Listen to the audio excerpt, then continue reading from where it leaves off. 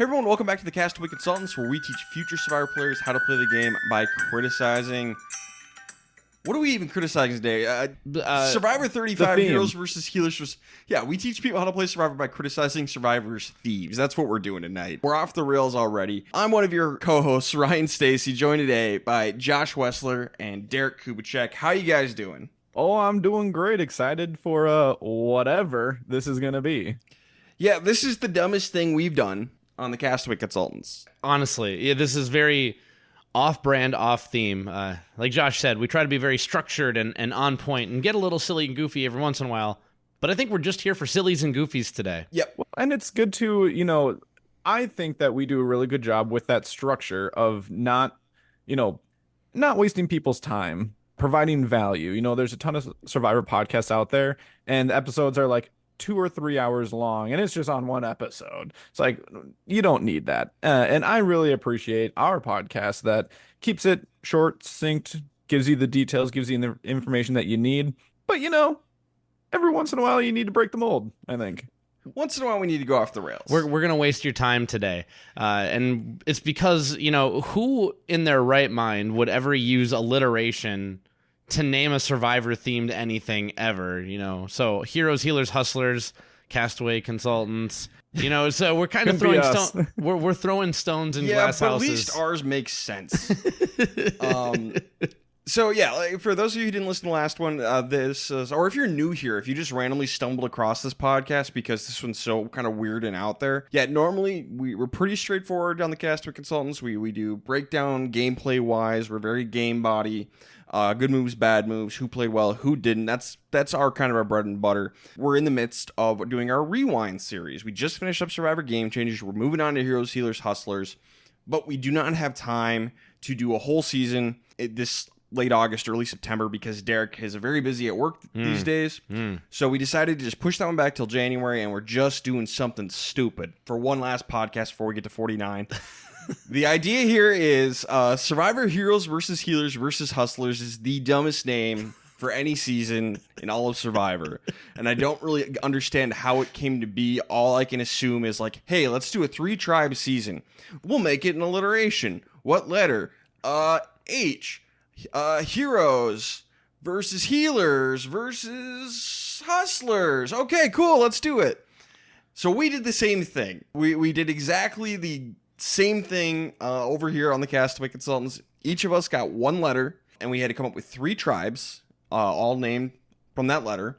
And then we had to go one step further. We had to cast these seasons, and because obviously we don't have access to a bunch of audition tapes, we're using All-Stars. This is an All-Stars season. So we had to you guys use All-Stars? I recruited people. What the heck? So we each got 18 former players from any time period. This does not have to be Game Changers and prior. That we could pick from any season from 1 through 48, and we made a season of insanity. And then the other stipulation I made is we had to make a serious winner pick. Looking at this season, who would you pick to win? So that's what we're doing here tonight. It's super stupid. We don't know each other's lists at all. We just know each other's letters. I had A, Josh had M, and Derek, you had Q. Yeah, I spun myself right into Q. Yep. And these are randomly selected. So here we are. Guys, is there anything else before we jump into this thing, this madness? No, so we're keeping it loose today. I'm thinking something I kind of want to do is I kind of want, Ryan's going to be starting. I kind of want him to throw out a theme, and then Josh and I maybe try and guess just a couple people really quickly, not spend too much time on it, but when Ryan says a word, who do we think of that fits that, and see if we can just maybe each hit one person or something like that. Okay, we can do that. Okay. So how this will work is we'll just do one tribe at a time, and then at the very end, I'll go first one by one, and then I will reveal the season name in its full glory, but we'll just do one tribe at a time. So, are we ready? Ready. To make fun of season 35 some more than we already do. Yes. Look, it can't be worse than 35. Actually, it absolutely can be. You mean 34? 35. No, I mean 35 kind of sucks too. Oh, no. You're saying that your season that you constructed can't be worse than 35. It absolutely could be worse than 35 because 35 is not that bad, but hopefully it's better than 35 because it's not that good either. All right, I will kick us off with the letter A. My first tribe is the Asinine tribe. Oh, God. Okay. Asinine. Is Shane Powers on that tribe? Shane Powers is not on the tribe. Ooh. That's your one guess. That's my one guess. You can brainstorm, but you only get one guess. Asinine. Okay, because I didn't know the rule, can I do one more guess? Fine. Clay from Thailand. No Clay from Thailand. I'm gonna go with Philip. No, because unless I had to, I would never put him on my season. No, the Asinine tribe, and my idea for this is just that some people who made really dumb, boneheaded moves. So it's a tribe of 6 people who made idiotic moves. That was the idea. So I'm gonna name them off in where they first appeared, like their chronological order. Starting off first, coming straight back from Survivor Game Changers into our new 35 season, we have JT Thomas.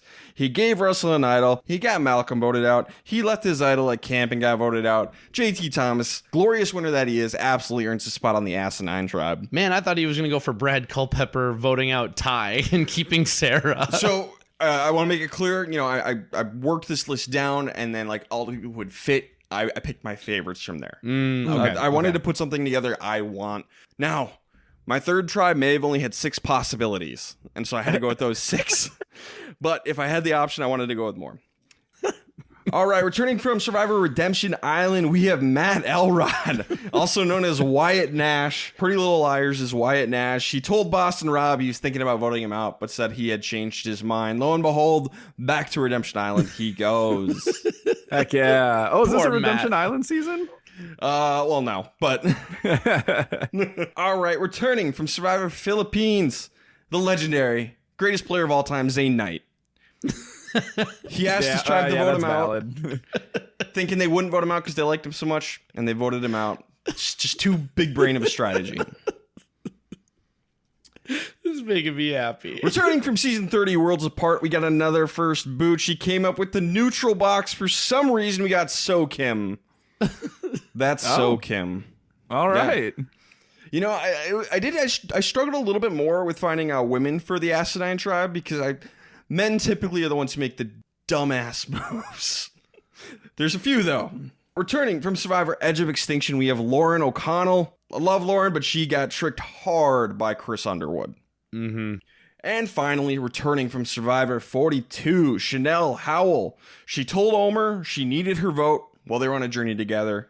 And then she went and risked her vote on Mystery Adventure Island, causing her and Omer to lose their votes and cause mass chaos at Tribal Council for no good reason. So that is my Asinine tribe. JT, Matt, Zane, So, Lauren, and Chanel. Chanel is one of my first guesses. I wanted to go with Clay in the other one, but I was like, yeah, you can't do math. I appreciate that you went across eras here. Yep. It wasn't something I intentionally tried to do. I just, I looked far and wide for good picks. All right. Next up, my second tribe, the Adversaries tribe. Ooh, okay. So before we make your guesses, this one's a little different.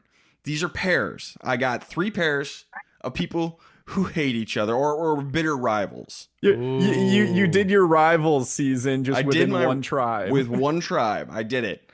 So my Adversaries tribe. So I will give you can make a guess. You each get one guess, but you get 2 people for your guess this time. Cass and Spencer. Final answer? Yep. Nope. Wow. No. I don't want Spencer on my season right now. Okay. I'm not in the mood for anti-vaxxer weirdos. Let's see. Adversaries. The first one that comes to my head, classic, I'm going to say Russell and Sandra. Wrong. I know you probably wouldn't want to put Russell on your season, but the whole I'm against you, Russell. I considered it. And so, okay, now to get a little more specific, what I wanted to do is I wanted to get a rivalry, adversary, a pair of women, a pair of men, and then a cross-gender. So I got one of each. So starting off, returning from Survivor Panama, we have Courtney Merritt and Shane Powers. I'm going to come over and murder you in your shitty apartment. My apartment's not shitty. How do you know what my apartment looks like? Returning from Survivor Philippines, This would never happen in a million years because she has turned down appearances because the other person would have been on the season with her. Possibly. We have RC Saint Amour and Abby Maria Gomez. RC was offered a spot on the ballot for Cambodia. She declined it because she learned Abby Maria was also on the ballot. Not even locked in. She's like, nope, not doing it again. Well, this time you don't have a choice, RC. You're going out to Survivor Fake 35, whatever this is. This is Survivor Conscription. And finally, returning from Survivor Ghost Island, we have Chris Noble and Dominic Abate, the Civil War duo themselves, and one of my favorite showdowns in all of Survivor. I love it. And finally, the crown jewel of the evening for me, I think, the Alligator Tribe. Oh, yeah. Alligator. Yep. That was like one of the first things that popped in my head. I'm like, all right, how can I make an alligator tribe work? Let's do this. Straight up, I have two answers, but I don't want to ruin this, so I'm only going to pick one. Josh, you go first. I know which one you're going to pick. I'm going to go Holly. Okay. Oh, I was going to go with Dan from Nicaragua. You're both right. We're both right? You're both right. Well, those are the two that I thought of, and I'm like, well, I can only say one. So let's do this. Here is my alligator tribe. Yes. Starting at returning from Survivor Marquesas, Gina Cruz. She was on the ill-fated Maramu tribe, went out one spot before the merge. There's several reasons why I picked her. She went to the University of Florida. Gators. Oh, my gosh. She, at the time of play, she still lived in the same town as the University of Florida. I can't remember what town it was. I looked it up. Was it Tampa? I don't remember where it is. You're asking the wrong person. Wherever the University of Florida, wherever the Gators College is, that's where she lived at the time. I looked, it might be Gainesville. I looked it up earlier and I don't remember. It's Florida. It's a swamp. Unless it's Orlando, I don't care. And she was a nature guide at the time in Florida. There's going to be gators. So that's number one. That fits well. That fits. Returning from Survivor Guatemala, Cindy Hall, cursed with the car curse herself. She was a zookeeper, also from Florida. Okay. I would imagine she saw a gator or two. Sensing a theme. Returning from Survivor Nicaragua, we have Dan Lembo and Holly Hoffman. For the gator shoes. Dan Lembo famously wore alligator shoes out onto the island. Rest in peace. We brought him back from the dead to compete on this season. He had alligator boots or whatever shoes on the island with him for some dumb reason. And Holly Hoffman, for some dumb reason, lost her marbles, stole the shoes, filled them with sand, and dumped them in the ocean. Respect. Never to be seen again. Dan, legend that he is, you know, I obviously never met and talked to the guy, but I always picture him sitting in that outsized chair where apparently he needed help getting down from after it was all over. Returning from Survivor 42, the other half of Chanel's ill-fated vote Mystery Adventure Island journey, we have Omar Zahir, the veterinarian. Man loves his animals. Man loves his animals. And the last one is finally the lowest fruit. Returning from Survivor 33. I'm not thrilled about it, but I had to do it. The alligator himself. You mean 43? What did I say? 33. 33. You'll forgive me. I prefer 33 over 43. I mean, there's no competition there. Returning from Survivor 43, the alligator himself, Mike Gabler. That is the alligator tribe. The alligator. Claps for Ryan. Snaps. Thank you. I was pretty proud of this one. This is what I was doing at work the day after we discussed doing this in the podcast. I went to work and this is what I did instead of doing anything productive. My winner pick. Can you guys guess which tribe they're from? I am going to guess that your winner pick will be coming from the adversaries tribe. Okay. I was Josh? going to say the same thing. Someone whose adversary gets voted out early, they lone wolf it, and have no one going against them. Maybe there's a swap or at the merge, then they're able to just get some people together. You'd think, but you're wrong. I went with someone from the Asinine tribe because I wanted someone who could learn from their mistakes. They were very young when they played the first time. They got fooled. They got fooled hard. They got burned. They're going to remember what that feels like. From what I've seen generally in Survivor, when you're a returner, if you've been burned before, you're going to be better off in your returning season as opposed to being a winner. So I'm going with Lauren O'Connell. She was very young first time she played. She got burned bad. I think she grew up, she learned, and I think she had a lot of potential on her first play, and now she's got experience. She touched the stove. It hurt a lot, but she's healed up. She's ready to go. Lauren O'Connell, winner of Survivor Asinine versus adversaries versus alligators. Yes. Amazing, Ryan. That was Thank amazing. you. Thank you. Snaps. I like it. Yep, snaps. Hey, Survivor, hire me. The winner pick makes sense. I like it. And, if anyone wants a window into our Survivor conversations and our friendship, Ryan has been kicking around this idea forever. And he said, just for example, if someone got the letter A, they could do, I don't know, the alligator tribe. And he's been saying this for 2 years. So the fact that he drew A. And it's been rattling around the old noggin since 2017, 18, 19. I was working at Warner Brothers at the time, sitting at my little security booth, and I came up with the idea. Because, yeah, that would make sense, because I would have been at Warner Brothers when they announced Healers Hustlers. So, yeah, this would have been summer right after Game Changers finished. I'm like, well, what if I made my own? And that's been rattling around in my head ever since when I first heard of Heroes versus Healers versus Hustlers. But his example was always the A alligator tribe. Because it's just so ridiculous. Is the alligator tribe. How can you make that theme work? I did it. And you did it. I did it. That's Destiny stepping in, giving you a chance to put, voice to recording. I loved it.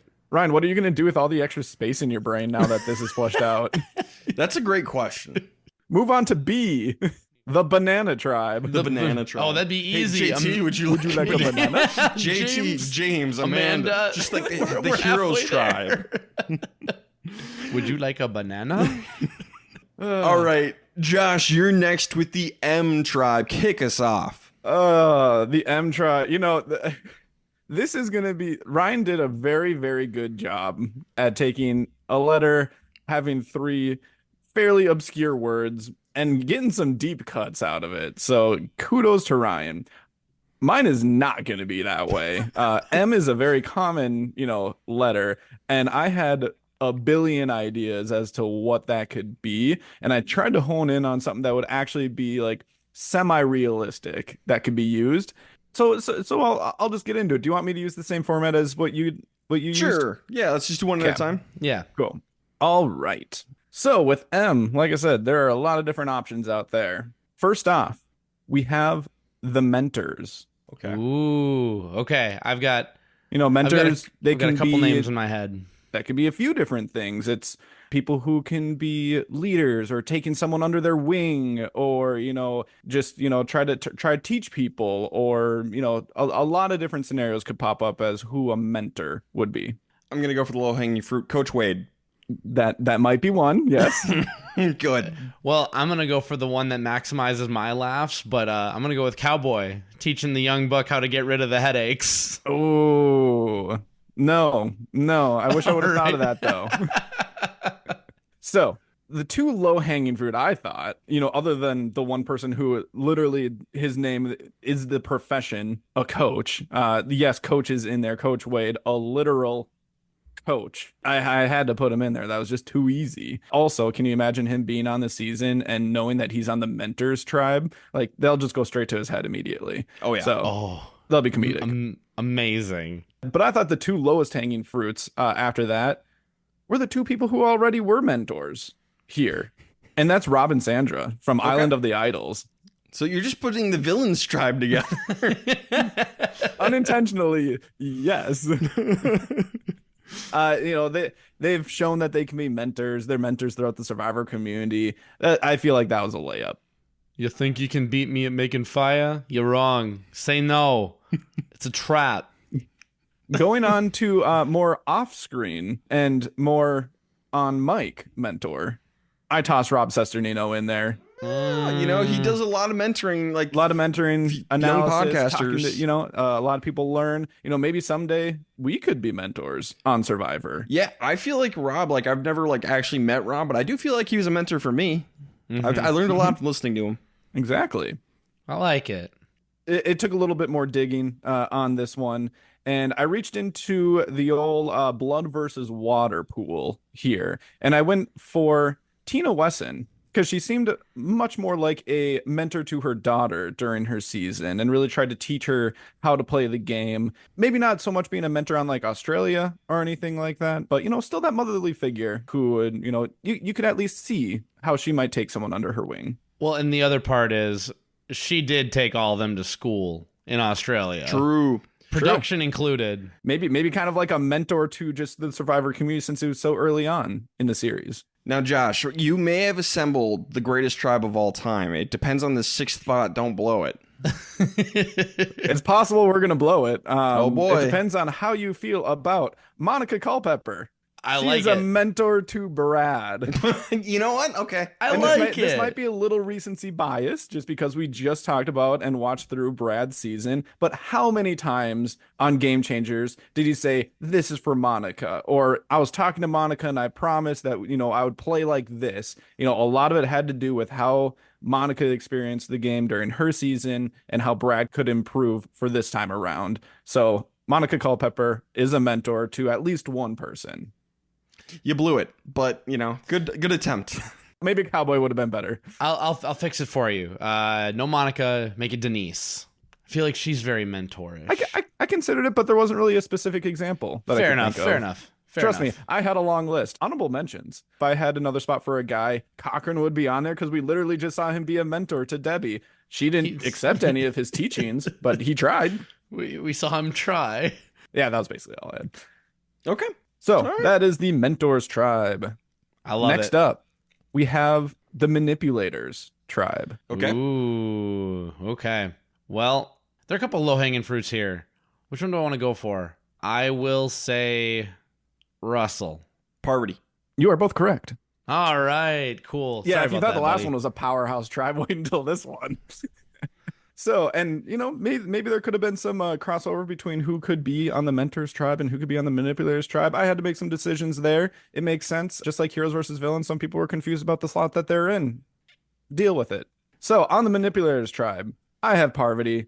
Everyone knows, she was the first to really excel at being flirtatious and charming. She put together the Black Widow Brigade, just was able to manipulate everyone in her own unique, special way. So Parvati was super easy to put on there. Yes, I did put Russell Hance on there. This, as you're going to find out with my third tribe, this is not a season that I necessarily want to see all these people on, but they fit the bill. So I had to lean into the theme that I was going for, and regardless of my personal thoughts about someone. We did this for Ryan. We did this for Ryan. For Ryan. Russell, just because you're a manipulator doesn't mean that you're effective at the game and that it's going to be successful in the end. He was a very aggressive manipulator. Well, this one wasn't necessarily aggressive, but putting socks in the fire, for example. Yep. No one knows where that came from, but it's still manipulation getting into people's heads. Good on him. All right, next up, I put Suri on this tribe. Social manipulation. Again, maybe a little recency bias just because we just covered Game Changers. But the masterclass that she was putting on, that was social manipulation. She didn't have to do anything, and she was going through the game. She should have been out early. Nope, she was in the clear, got voted out without even getting a vote. So Suri, slam dunk manipulator. Okay. And if we're allowed to meta game a little bit, she has seen success on another reality show called Traders. So she's good. She's good. Deserves a spot for sure. Next up, I have Tyson. Okay. Tyson is coming on to the Manipulators tribe. A little bit more sneaky. You might not expect it as much. It can be, disguised by his comedy and being a goofball. And sometimes you don't know that that he's doing that manipulation until it's too late. So and I think that Tyson is very worthy of being a manipulator here. You put him on a tribe with Russell and Parvati again? Poor guy. We got a lot of crossover with Heroes versus Villains here. I'm realizing. I'm seeing it. This is just I didn't really review the consistency with story arcs from previous seasons, but deal with it. I would have laughed so hard if Josh shows up with 18 members of the Heroes versus Villains cast. We're doing it again with two less people. Next up, one of my personal favorites. I would consider him maybe a classic puppet master. We're going Todd Herzog on it. He was a classic manipulator in China. Held control of the tribe, was able to really connect with a lot of people, and still ended up getting their votes at the end. And one of my all-time favorite manipulation tactics, getting John Robert's vote at Final Tribal Council. Masterclass in manipulation. You're just such a big threat, Jean Robert. I had to send you home. Oh, Subtle snake oil. I love it. And finally, there's a lot of options that you can go for this one, but I did want another. I wanted to match another masterclass on the women's side, so I put Kim on here. It might be a little bit more of a layup, but a little bit more low key manipulation that wasn't abruptly in your face, kind of like Tyson, where you didn't really know until it was too late that how much they were manipulating you. So just big credit to Kim tossing her on this tribe here. This tribe is a time bomb. Both of these tribes. This is all just you've created a ticking time bomb here, Josh. This is a monster. This is a monster. Yeah. What is this? The monster M is your secret season just monsters? Yeah, that's the third tribe. So you've got manipulators, mentors, and monsters. No, I'm excited. Well, Ryan, I'm glad that you brought up ticking time bombs, because the third tribe is the messy tribe, the Maniacs. Oh, I was thinking maybe Madhouse, the Madhouse tribe. I think that there could be a lot of different names for this tribe that all kind of resemble the same sort of theme. The Maniacs. Man, my brain goes a couple different ways. Yeah, what level of maniac are we talking? Yeah, what kind of maniac? But I don't want any context. There are many types of maniacs. The first maniac I can think of, we're putting Brandon Hans back on. Oh, no. Okay. Oh, okay. All right, so not that kind of maniac. I thought about it, and while he would be a perfect fit for it, I'm just like, that's just one step too. I don't need that. I think he might be in jail anyway. All right. So I'll go one shade lighter than Brandon Hans. Give me Rob with 2 B's. Oh, that would have been a decent one, but no, I did not put it on this tribe. Strangling clay on the balance beam. No. Those were good ones. This tribe did have a lot of options as well, like you guys are very clearly showing. And it really depends on how you view, what is a maniac? Because there's a lot of different ways that you could approach this. So first off, I'm doing something that Ryan would not do, and I'm putting Philip Shepard on this tribe. I don't want to see him play Survivor, but he is a maniac. True. So, I just want to enjoy my season, man. Hey, I never said I was going to enjoy this.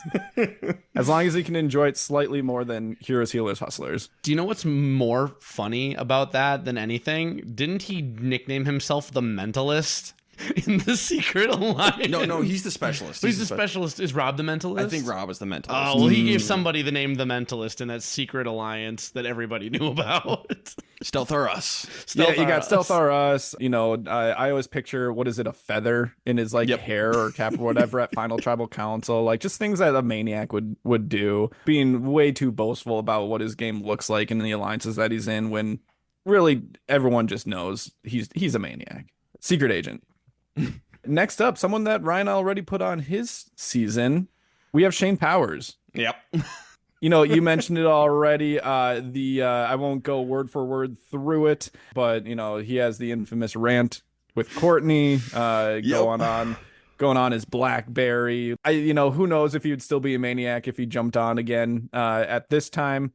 Who knows? But his personality when he played, I would definitely classify as being a maniac. He's only allowed to come back if he smokes every day for 6 months before he comes back. All right, and then the final man, a little bit different of a maniac. I'm putting Tony on this season. Yeah. Can't argue. No arguments. So we've had some kooky people, and yes, Tony is kooky, but he's more I viewed it more as a strategic maniac. Spy Shack, Idols, game people toss out names when they probably don't want to. Just having a game that is not replicable by the average human being to be able to win Survivor. Tony is a maniac, successful maniac, but a maniac nonetheless. All right, now on to some of my not favorite people. So the second half of the Maniacs tribe, we're going to start with someone who I don't really want to see play again, as with the, a couple other people on this tribe. I'm putting Debbie on here. I think that she's a maniac. And confirmed just from this last season that we covered. We had a few game changers that showed up here, but who knows who she actually is, what job she is. She gets a really big head and ends up, just acting in a manic way, trying to control the game. So, and isn't very successful at it. You put Debbie and Philip on the same tribe? Dear God. But wait, Ryan, there's more. Oh no! But wait, we're just getting started. I'm putting one of my least favorite people on this tribe, and that is Abby Maria. There it is. Yeah, buddy. The ticking time bomb herself, confrontational, chaotic, will literally burn down an alliance member's game in an instant just because you said one thing wrong to her. That is some maniac tendencies right there. Okay. I wonder if they could reach equilibrium long enough to know that none of them can survive Abby Maria's rampages. Like, could Tony get her out, or would she get the best of Tony? Who knows? I don't know, man. All right, and one more here. This one came down to, I would say, one big event to classify this person as a maniac, along with their, entire personality. But really, one specific event. I'm putting Jatia on this tribe. I'll just leave it to the rice dump. That's it. Okay. What else do you need? Yeah, she feuds as well with a ton of people and is hard to just reason with. But it was the rice that put her over their edge and awarded her the final spot on this tribe. So Survivor, mentors versus manipulators versus maniacs. Oh boy. Yes, I love sir. Call it the Madhouse, Survivor Madhouse. And the only way that I think this season would be able to work is if you had a very early tribe swap. Because you've got some really big names over on the mentors tribe and the manipulators tribe. You need to spread in some of the maniacs before too many of them are gone to really just spice up the season and see who can deal with these wild cards the best and who is going to get taken down because they decide to align themselves with these people. I'm gonna guess that your winner. I'm going to say they're from the Mentor tribe. I think you're going to have the Mentor tribe coming out on top. I have a specific person from the manipulators tribe I think you're going to go with. Interesting. There's a lot of previous winners on this season that I have put together. And it's tough. It's tough. Is it going to be someone who's super knowledgeable on the game, like one of the mentors? Is Rob going to get another chance? Sarif going to finally cross the finish line? Are we going to have another second-time winner like Todd after finally playing for so long? I went in a little bit of a different route, and it's going to be a little bit more of a unsuspecting redemption story. We're going into the Maniac tribe here. I'm going Shane Powers. Shane Powers has the ability to pull it off. He's going to have to get lucky, and we're going to have to get a lot of the big names out here, but he would be able to do it, I think, and have the story to be able to overcome an absolutely absurd maniac tribe in order to do it. All right, Josh, that's a very good joke. Now, who's your real winner pick? That's my real winner pick. I like it. No, it's a god-awful pick. I like it. If you don't think Shane can do it, Todd would be my other one, but I felt like that was a little too biased. No. I would have picked Kim. Shane, what I like about Shane is I think he's going to be the closest person there is to a sane man on the Maniac tribe. No, God, no. No, God, no. Right, he's so annoyed. All these giant names, they're all going to get taken out early. We've seen that time after time after time. The big names, really historical Survivor figures, they don't last long because they just get targeted. So you might be right, but Shane's not going to win. My name was Rob Sesternino, the one that I had on the Mentor tribe. I had Rob C. I feel like he can deal with a tribe of maniacs. I think out of all the previous winners, I do think that Todd has the best chance. I always like to look at how did they do on their most recent outing, but who still has skill. Kim, she did fine, not great. She can come back and do it. Yeah, okay. And she got defanged on Winners at War, and everyone's like, nope, we're not letting Kim do anything. But nice job, Josh, with the M tribe. I like it. It is an absolute madhouse. So there you go. Season. Survivor, mentors versus manipulators versus maniacs. I love it. All right, Derek, round us out. Rounding it out over on the letter Q. And I don't have a good way to present what happened here, but all I can say is, for landing on the letter Q, I had way more options than I initially thought I was going to have. So one, I'm just going to get it out of the way now, in terms of it got cut as just a theme, but to piss off Ryan, I was so close to doing a Quitters tribe. Just to get Nyanka and Purple Kelly back. with Janu and Austin. And, you know, it's a good way to give someone like Jenna Maraska another chance, but I don't know if her heart would be in it. So you can make a quitters tribe, and you can make an interesting quitters tribe, especially if you put them on Fiji and allow them to wear some decent clothing. Quitters did not make it. I thought about quacks. You could, you know, throw Debbie and Abby Maria on something like that. But quack is more like medical speaking, so I didn't want to do anything like that. We don't have a lot of that information public, so I steered away from that. So what ended up happening is I realized after staring at the 3 that I had picked, I could formulate this into more of like a campaign style game of Survivor than anything else. And this ended up being very Dungeons and Dragons themed. So with our first tribe, I'm going to go with the Queens tribe. And the Queens in this campaign are the main antagonists of this campaign. Sandra Diaz-Twine. Queen stays queen. I mean, yeah, that's the honest answer, but I'm not gonna. I want to pick someone else. But antagonists. Don't focus too much on that. Okay. You know, I'll go back to Kim. All right. Well, one of you got it, and that one is Ryan. Yeah. Queen stays queen. Again, pretty easy to put Sandra Diaz-Twine, especially when you have those quotes through 40 seasons. Following it up, I am not creating a Queen's tribe without putting my girl Amanda Kimmel on there. Why didn't I say that? That was so easy. Oh, Josh, you idiot. It's Derek. Of course, it's Amanda Kimmel. And I mean, come on. She held the record for most days played on Survivor for a long time, despite having only played 3 seasons. And despite the only reason her going home in Heroes vs. Villains as early as she did was because JT wrote Russell a love letter. She could win that season without his stupidity. But I'm just going to go ahead and round out the heavy hitters on the Black Widow Brigade and say that Parvati also makes this list of queens. I wanted to make a season that I really wanted to watch for the most part, but also make you guys laugh on this podcast as well as our listeners. The next one should come as no surprise. Tina Wesson, she's also just a queen for me. Again, one of my favorite winners and one of my favorite games I've ever watched. Suri Fields. The last one, this one's for lulz. Sarah Jones from Marquesas Cleopatra herself. Yes. All right. That one's a good one. Coming in on the palanquin. Never forget it. Alrighty. So, rounding out our Queen's tribe is Amanda Kimmel, Tina Wesson, Parvati Shallow, Suri Fields, Sandra Diaz-Twine, and Sarah Jones. One of these things is not like the other. Our second tribe, and this one in our D&D campaign, is classified as the NPCs that you meet along the way. So they've got dialogue. This is the quotes tribe. Okay. So I picked some of my favorite Survivor quotes. Okay. And put the person who said them on this tribe. Oh, you guys did so much more fun with this than I did. I had the letter Q, man. So, all right, you each get a guess. Ooh. I got mine. I got mine. All right, you Josh. go first, though. It's an effing stick. So, but who did you put on it?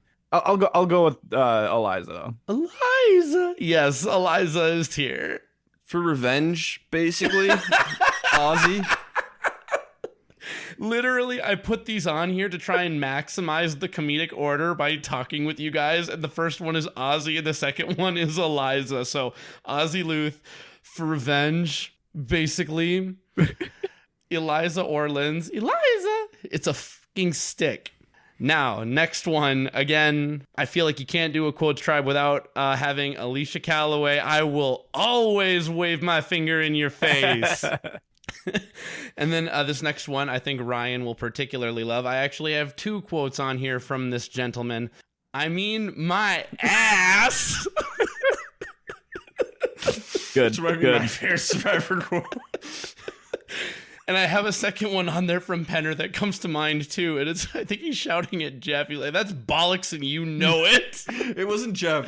Who's he shouting at? God, I think it was like, was it like Adam or something like that? That sounds right. Maybe Nate.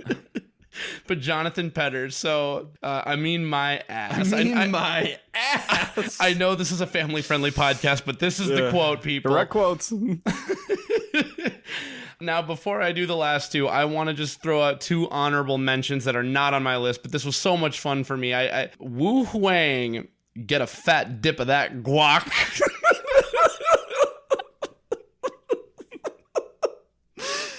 I always forget about that one, and I love it so much.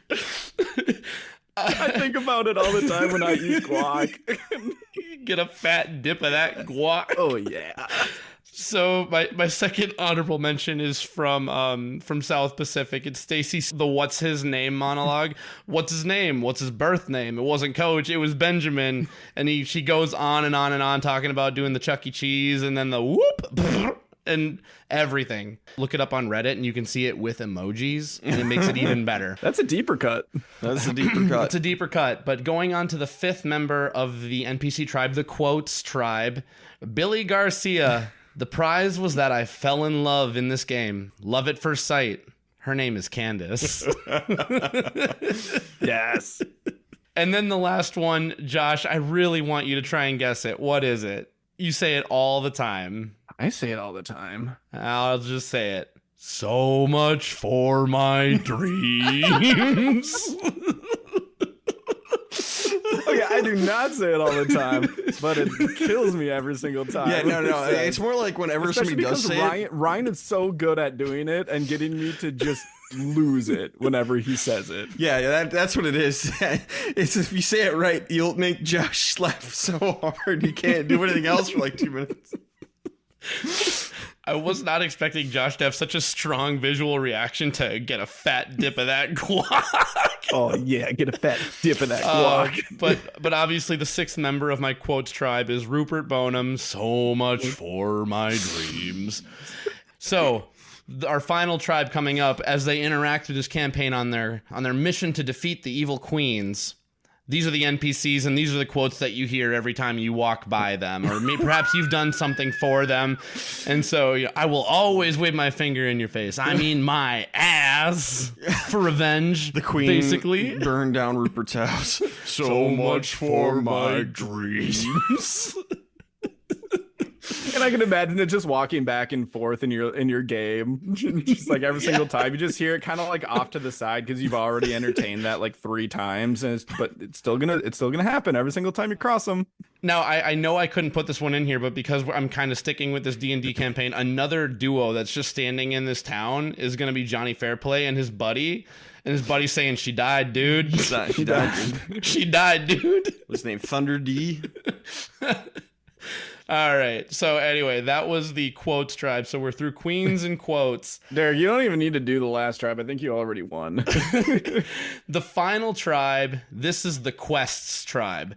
Now, the way that I did this one, because I really just wanted it to fit, I took a class from Dungeons and Dragons and then ascribed a survivor player to that class. Jesus. And so Okay. because I love guessing games and I want to keep this going just a little bit longer, our first class is a barbarian, a warrior class that excels in combat through raw fury and brute strength.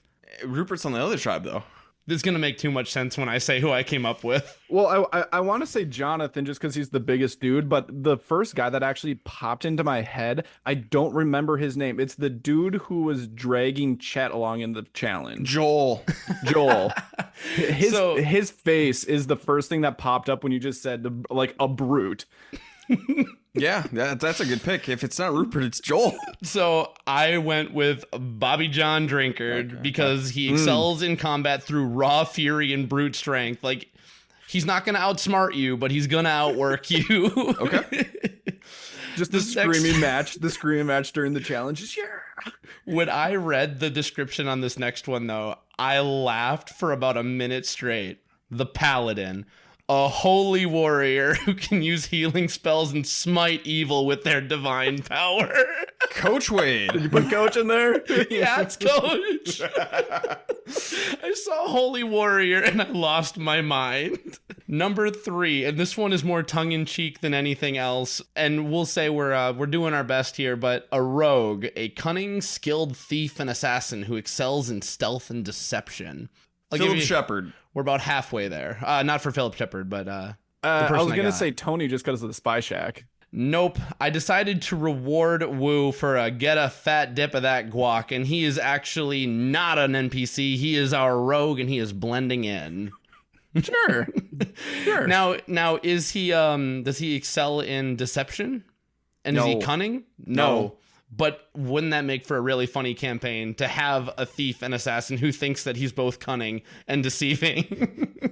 I mean, his entire second season, like he basically talked about it the entire time and then never did anything. He did run away with the Spencer's Clue on Kageon. Well, and I think he went into production camp and stole something from there as well. Yep. So like he's a man of very particular set of skills. So Wu makes the list here. A ranger, a versatile class that combines forest skills, tracking, and survival skills.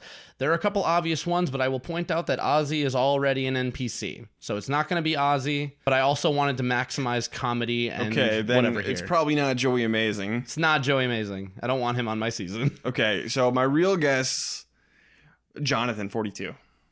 No. There's a lot of options, but I decided to go with the Navy SEAL himself, Rudy Bosch. All right. At his current age, or not current age, but like the age that time he of play. played Survivor. Okay. So he is an elderly ranger who's there more for moral support and survival instincts and drinking water. Expertise. Yep. And he can cook. And drinking water with brain parasites in it.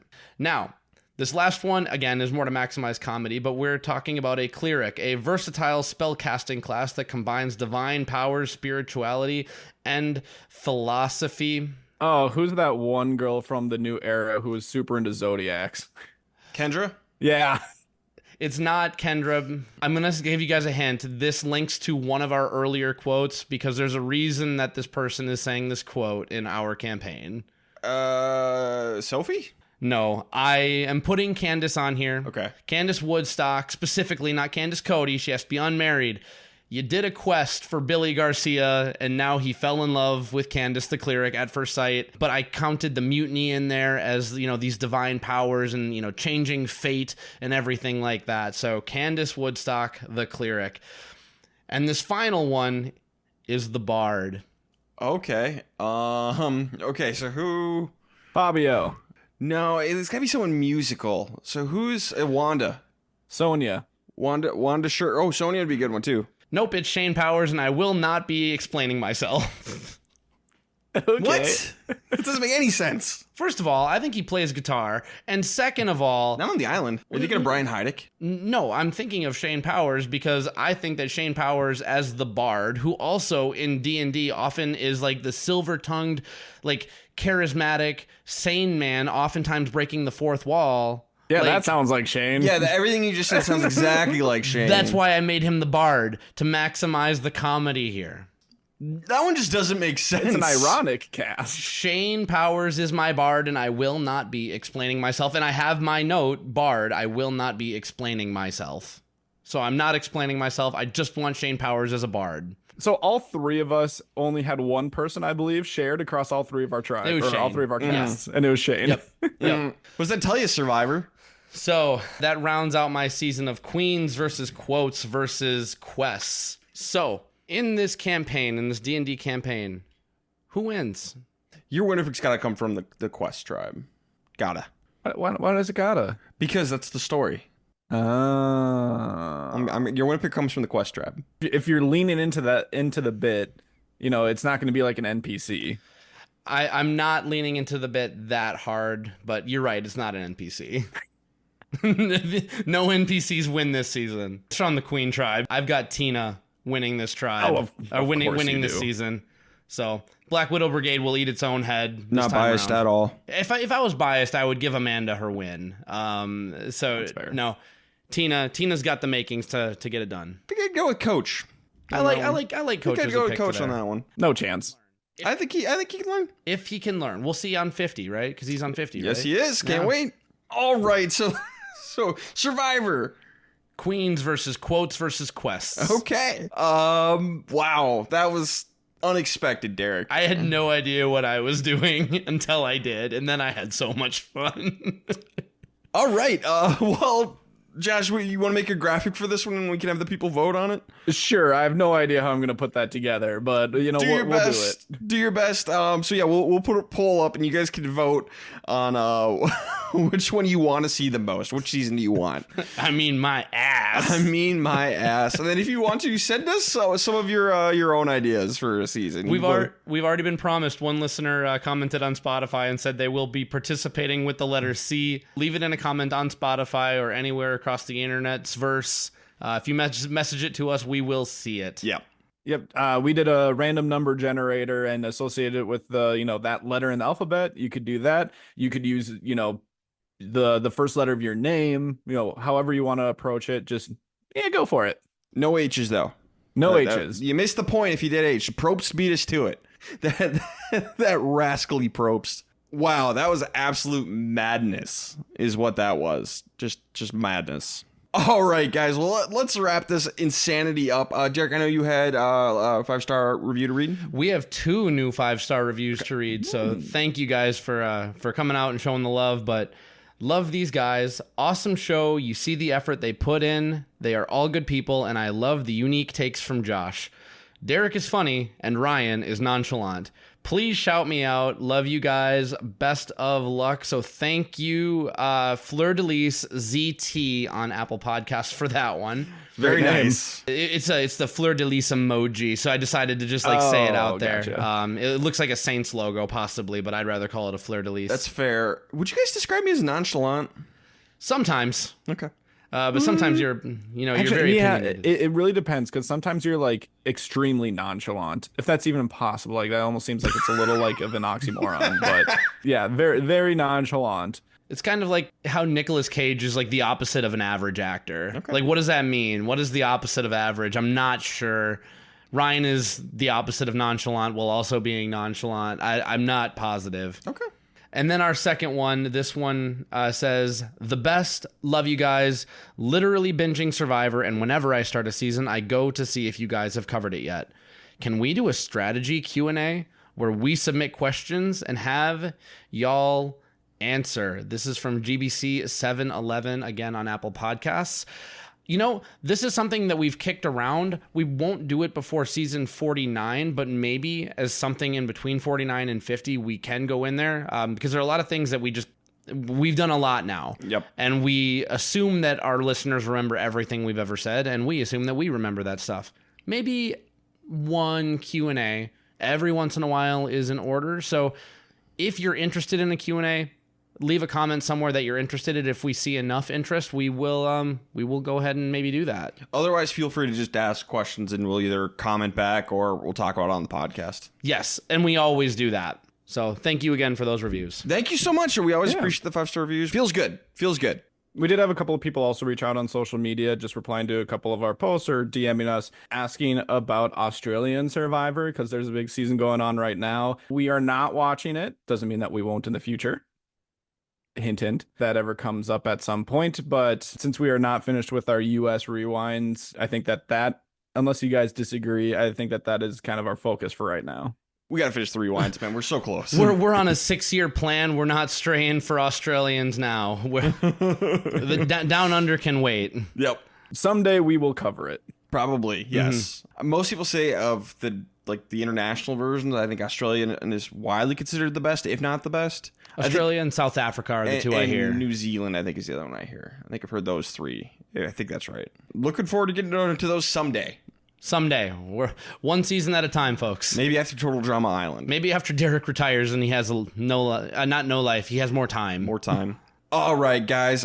Social media. Yeah, you can go follow us basically anywhere at Castaway Pod. We have videos on Facebook, TikTok, and YouTube, which is Castaway Consultants. We have a website, which is thecastawayconsultants.com. Like we've said, if you have any questions throughout any of the episodes, if you want to respond about, what your tribe ended up being, you can do it there. And you can do it through Spotify comments. And as, we ramp up to season 49, follow along with us and you can ask us about anything that goes on during the episodes. That about covers it. Yeah. Next time you hear from us will be season 49 premiere. About 3.5 weeks out, something like that. Coming up. 3.5 weeks out from now. Yeah, from the time we're recording this. Sorry, you'll be listening to it in like a week and a half out. Yeah, I think that's about it, guys. Just hype for 49. Let's go. All right, this has been the Castaway Consultants. Got nothing else for you. Good night.